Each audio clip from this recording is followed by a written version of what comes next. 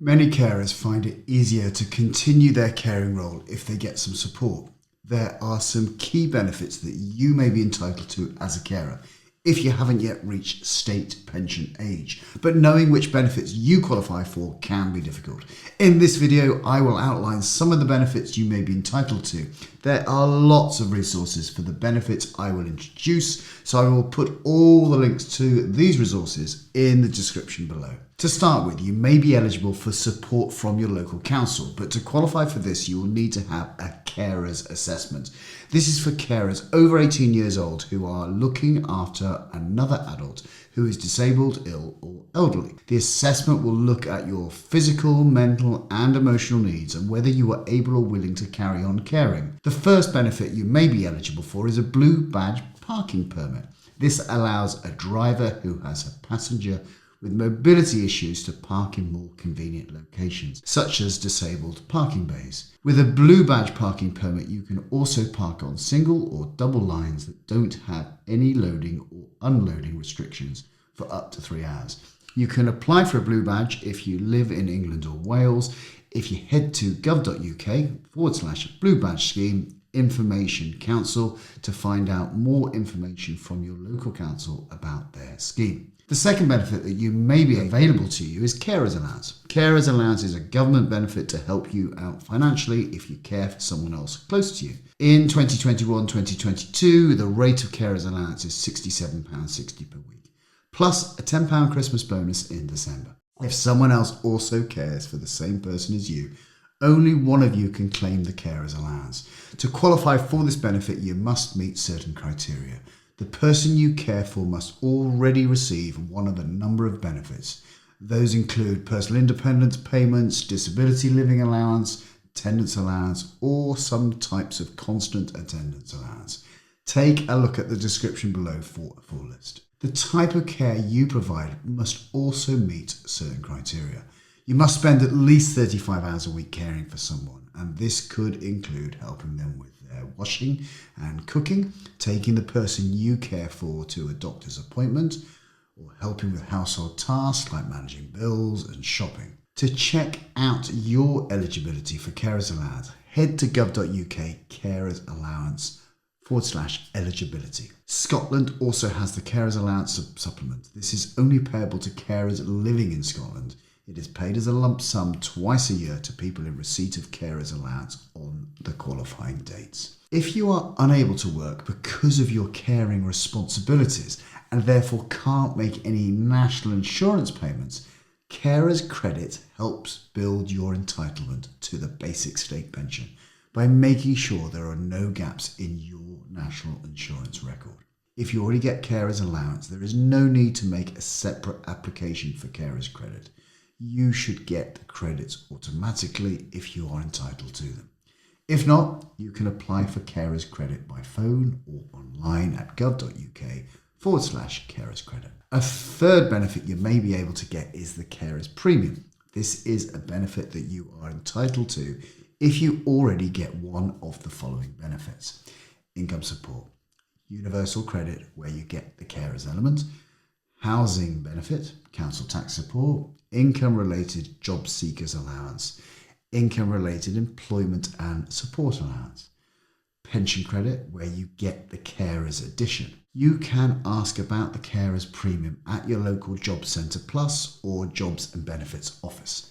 However, if you qualify for this benefit, the payment will usually be added automatically. The fourth benefit is the Cinema Exhibitors Association card, and this card entitles you to one free ticket when you take the person you're caring for to the cinema and is accepted in all national cinema chains.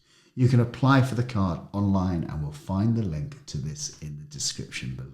Benefit number 5 is that you might be entitled to is council tax reduction. You can be treated as a disregarded person and be eligible for a reduction in council tax if you meet all of the following criteria. You provide care for at least 35 hours a week. You live in the same property as the person you care for. You are not the spouse or partner of the person you care for or their parent if you care for a child under 18. The person you care for is in receipt of one of the following That's either the middle or higher rate of the care component of disability living allowance, the daily living component of the personal independence payment at any rate, attendance allowance at any rate, armed forces independence payments, or the highest rate of constant attendance allowance. Please note that this set of criteria is slightly different in Scotland. You can apply for the council tax reduction benefit on the gov.uk website at gov.uk/apply council tax reduction. If you are looking after a child under the age of 16 with a health condition or disability, then you may be entitled to disability living allowance, and this can help towards the extra cost of bringing up a child with a disability. The rate for this benefit is between £23.70 and £152.15 a week and depends on the level of help the child needs. Like a few of the other benefits that I've mentioned before, to qualify for this allowance, you need to meet a set of criteria, which includes the child being under 16 years old and living in Great Britain, the child needing extra care, looking after or help walking. Another benefit that you might be available to you is support for mortgage interest, and this is a loan that will help pay towards your mortgage interest or any loans you've taken out for certain repairs and improvement to your home. You will need to repay this loan with interest when you sell or transfer ownership of your home, unless you are moving the loan to another property. You usually need to be getting or treated as getting a qualifying benefit such as income support, job seekers allowance, employment and support allowance, universal credit and pension credit to get this support. The final benefit that you might be eligible for is universal credit.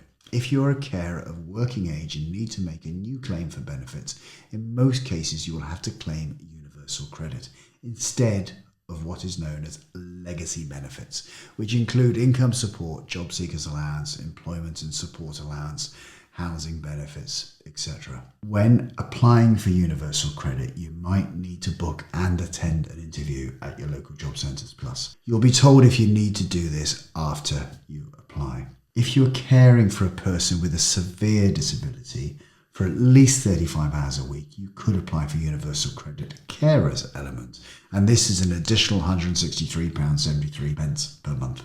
You do not have to be claiming carers allowance to get this element of universal credit. Your earnings don't impact your ability to claim this part of universal credit. But as universal credit is means tested, your earnings and income will affect whether you get this extra benefit. There are so many resources available for further information and help, so I'll quickly point a few of them out now. You'll find the links to the websites in the description below. Your local authority is always a good place to start, as they will arrange a carer's assessment, which can help determine the help that you need. Age UK has produced a helpful and comprehensive fact sheet on the benefits available for working aged people who are carers.